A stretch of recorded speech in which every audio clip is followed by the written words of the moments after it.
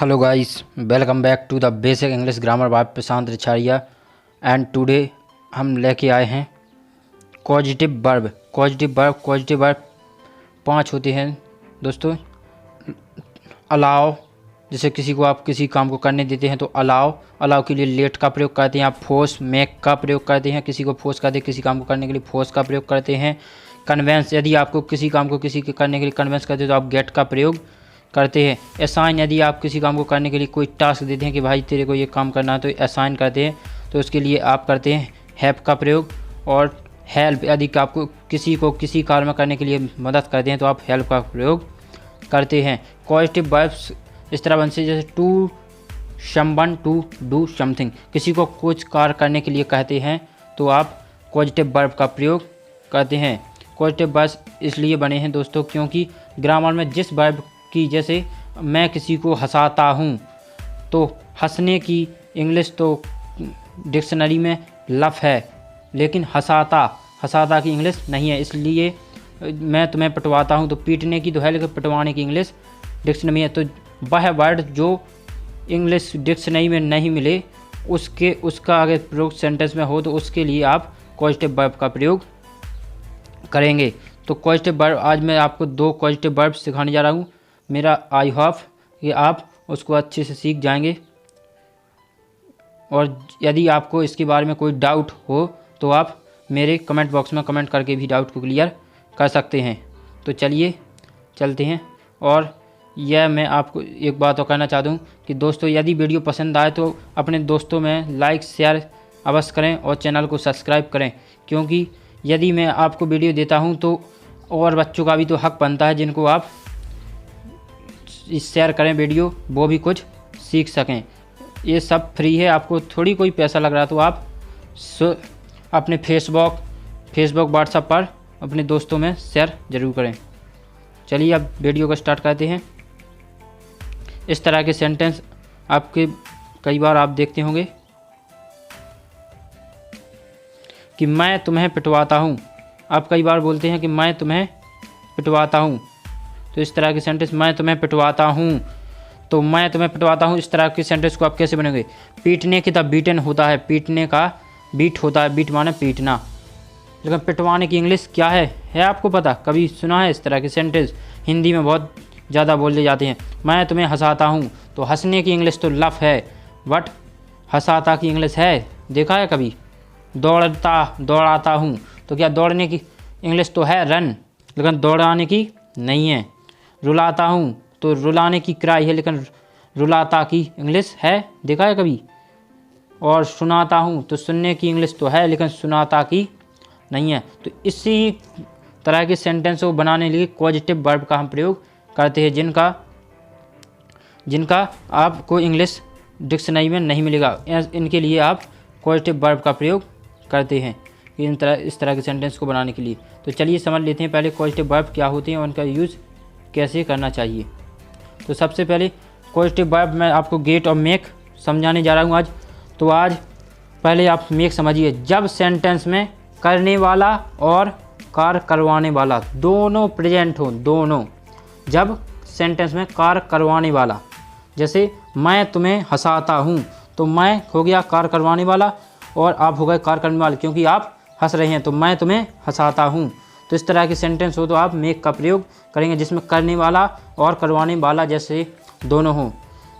इसी तरह गेट का यूज करेंगे आप जब सेंटेंस में सिर्फ करवाने वाला हो और कार्य करने वाला ना हो, तो गेट का प्रयोग होता है। जब सेंटेंस में सिर्फ करवाने वाला, सिर्फ आपसे कहे कि ऐसा कर, लेकिन करने वाला ना हो, तब आप गेट का प्रयोग करेंगे। देखिए इनके स्ट्रक्चर क्या होंगे।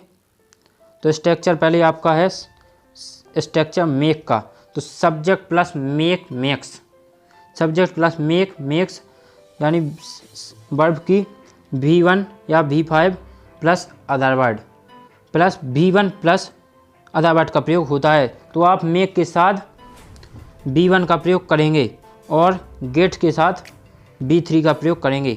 तो आपको यह याद रखना है कि गेट के साथ आप V3 का प्रयोग करेंगे और मेक के साथ आप V1 का प्रयोग करेंगे।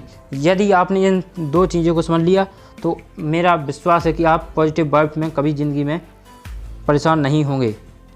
तो सबसे पहले आपको स्ट्रक्चर सब्जेक्ट मेक के साथ आप करेंगे V1। एक बार उस मेक के साथ V1 और गेट के साथ V3, मेक के साथ V1 और गेट के साथ V3 का प्रयोग करेंगे। आई गेट यू बीटन, मैं तुम्हें पिटवाता हूँ। I get you beaten. अब कहेंगे आप सर पिटवाता हूँ मैं, आप मुझे पिटवाते हैं तो मैं पिटता हूँ, तो फिर दोनों कैसे हो गए? तो आप सेंटेंस को पहले अच्छे से समझिए कि क्या कह रहा है sentence. Sentence I get you beaten, मैं तुम्हें पिटवाता हूँ, मैं तुम्हें पिटवाता हूँ। मैं कौन पिटवाता? मैं पिटवाता हूँ। लेकिन पीटने वाला कहाँ है? पीटने वाला है कोई सेंटेंस नहीं है, इसीलिए आप गेट का प्रयोग करेंगे। और गेट के साथ आप क्या करेंगे? V10 V3 लगाएंगे। तो आप V10 क्या है? आपका V3 है। ये आपका V10 यहाँ पे V3 का प्रयोग कर रहा है।